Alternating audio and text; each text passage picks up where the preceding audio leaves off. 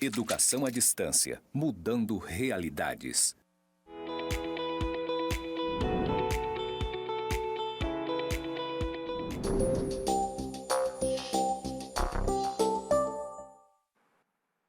Olá pessoal, tudo bem? Aqui é o professor André Brum, de Direito 2. Vou fazer minha audiodescrição. Eu sou um homem branco de 1,78, cabelo curto, olhos verdes e uso barba. Hoje eu estou vestido com uma camisa preta de manga longa, calça cinza no estilo social, sapatos e cinto pretos. Esse é o meu sinal na comunidade surda. Hoje eu estou aqui no estúdio de gravação do IFRO, Campus Porto Velho, Zona Norte. Ao fundo tem uma parede branca com pontos interconectados. À minha esquerda tem uma parede com os dizeres EAD mudando realidades. Vamos lá para mais uma aula? Na nossa última aula, a gente vai falar sobre o processo judicial e a judicialização de questões tributárias. Primeiramente, vamos compreender que o processo judicial é uma das formas de defesa do contribuinte. Evidentemente, além de uma defesa do contribuinte, é também uma forma de cobrança, como veremos um pouco mais adiante, quando o fisco precisa executar um determinado tributo. As etapas desse processo são as etapas do contencioso administrativo, que é prévio à judicialização, e um outro momento que é judicial. O contencioso administrativo não é um requisito do contencioso judicial, mas frequentemente eles andam juntos, no sentido de que, antes de judicializar uma determinada questão, a gente tende a fazer uma defesa administrativa prévia. E a gente já vai entender os motivos disso. Com isso, a gente tem direitos e garantias assegurados ao contribuinte por meio dessas defesas. No contencioso tributário, nós temos procedimentos para discutir o crédito que o fisco alega ter, o crédito que o fisco lançou. A sua ocorrência nas esferas administrativa e judicial busca assegurar legalidade e justiça na cobrança. Na via administrativa, a gente pode fazer algumas impugnações. Uma delas, como a gente já viu, é a impugnação ao auto de infração. Ela deve ser apresentada no prazo legal, que sempre vem consignado no próprio auto de infração, e suspende a exigibilidade do crédito tributário. Como tramita a impugnação ao auto de infração? Primeiramente, a gente faz o protocolo perante o órgão julgador. No segundo momento, a gente vai ter os atos instrutórios, vamos produzir provas e juntar os documentos, que também são considerados provas.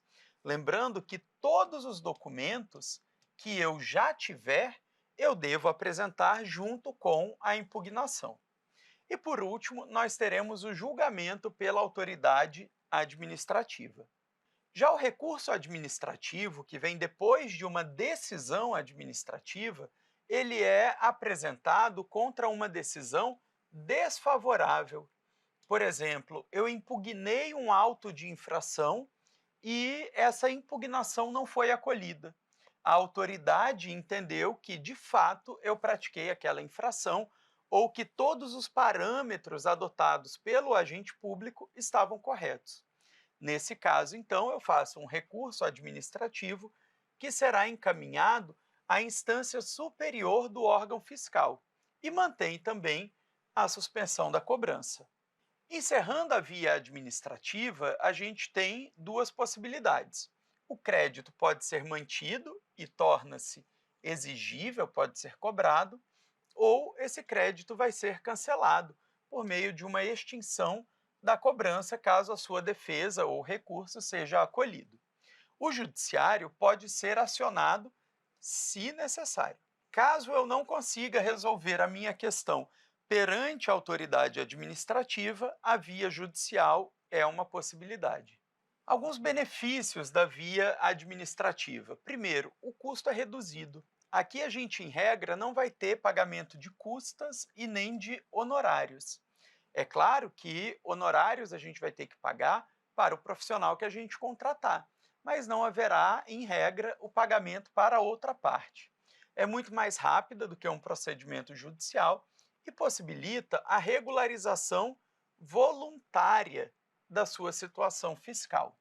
Já quando a gente pensa no acesso ao judiciário, na judicialização das questões, a gente pode ter uma contestação judicial da cobrança, por exemplo, por meio de uma ação anulatória de débito fiscal, uma ação anulatória de um auto de infração.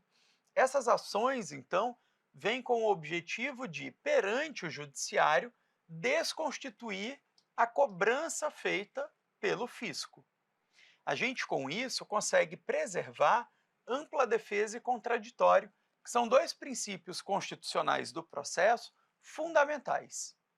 Na ação anulatória de débito fiscal, eu tenho o objetivo de invalidar o crédito tributário que eu considero ilegal.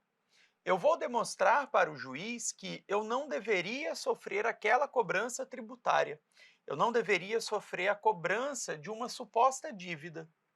Esse ajuizamento é feito, em regra, antes da inscrição em dívida ativa e exige garantia do juízo. Essa garantia do juízo é um pagamento feito a título provisório, ou um depósito, ou um bem que eu dou em garantia de que, caso eu perca essa discussão, a Fazenda Pública poderá satisfazer o seu crédito por meio daquele bem. Já na execução fiscal, a gente tem os polos invertidos. Enquanto na ação anulatória é o contribuinte demandando contra o Estado, na ação de execução fiscal é o contrário. É o Estado demandando contra o contribuinte. Professor, mas por que o Estado faria uma demanda contra o contribuinte? O Estado não é quem tem o poder de lançar o tributo? Sim, de fato, ele tem o poder de lançar o tributo. Ele consegue imputar essa dívida a você. Mas o Estado, enquanto fisco, ele não tem a possibilidade de entrar na sua empresa e arrancar um ar-condicionado para vender e pagar a dívida. Ele não tem a possibilidade de entrar na sua conta bancária e fazer um bloqueio do dinheiro que você tiver lá. Só quem pode fazer isso é o juiz. Então, a execução fiscal movida pelo Estado tem como objetivo garantir que a dívida será paga. Se você não pagar voluntariamente, você vai pagar de maneira forçada, por meio de todo um sistema de penhoras. Então, os seus bens vão virar dinheiro para que a Fazenda Pública receba o seu crédito. Essa execução fiscal só pode ser iniciada depois da inscrição em dívida ativa, porque a cédula de dívida ativa é o título executivo. É ele que vai ser objeto de uma execução fiscal. Ela é regida pela Lei 6830, que é a Lei de Execução Fiscal, e objetiva, como eu disse, a cobrança judicial dos tributos. Nesse procedimento, a gente, em primeiro lugar, vai receber uma citação. A gente vai receber um comunicado do juiz para que a gente pague ou nomeie os bens no prazo legal. Não sendo isso feito, a gente tem a possibilidade de bloqueio online pelo sistema chamado Cisbajude, o antigo Bacenjude. Esse é um sistema em que o juiz emite uma ordem para o Banco Central e o Banco Central, durante um período de tempo determinado pelo juiz, vai ficar fazendo bloqueio de valores que aparecerem na sua conta. Normalmente, isso é feito durante 30 dias até atingir o valor que se pretende executar. Se não houver defesa, segue penhora e leilão. Observem que o bloqueio feito no Cisbajude pode ser convertido em penhora, penhora online, e aquele dinheiro, consequentemente, vai ser todo encaminhado para o credor da obrigação tributária, que é o ente público. Como defesa, o contribuinte pode apresentar embargos à execução. Os embargos à execução, então, constituem uma defesa apresentada após a garantia do juízo.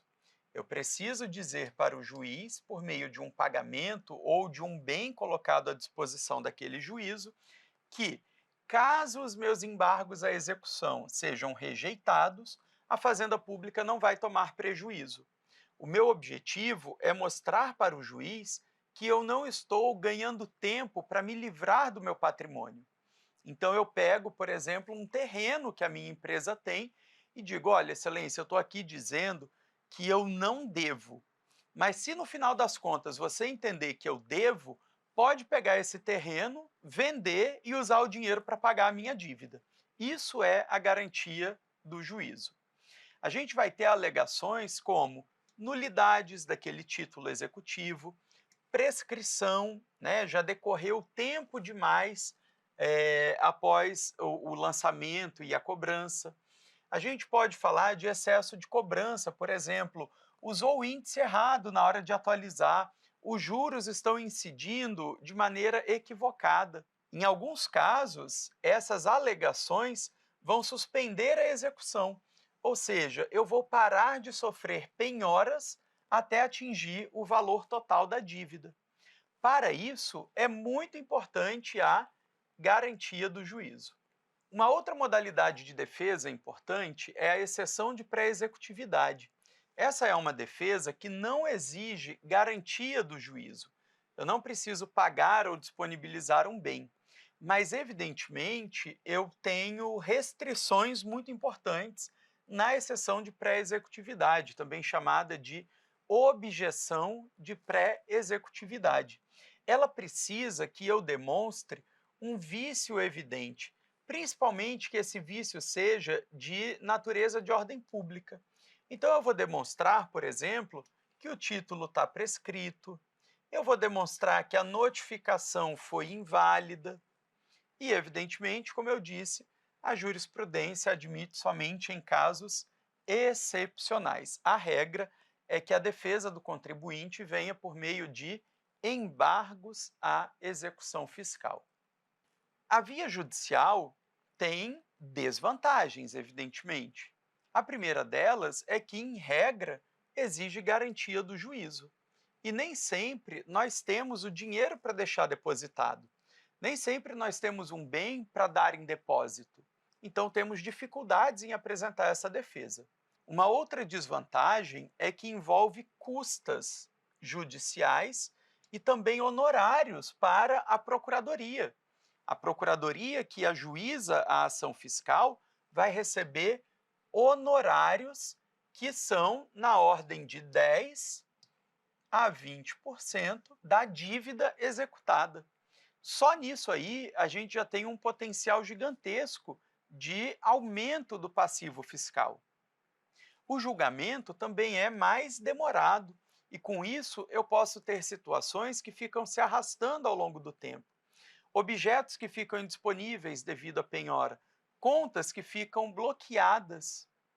Além disso, a dívida vai se avolumando muito rapidamente.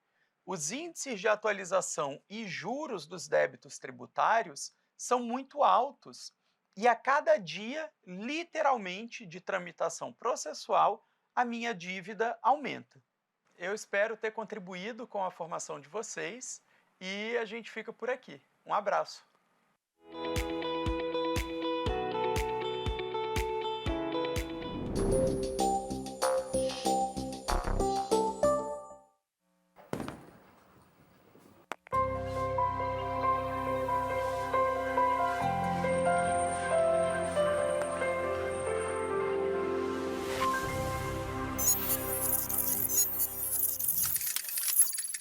Educação à distância, mudando realidades.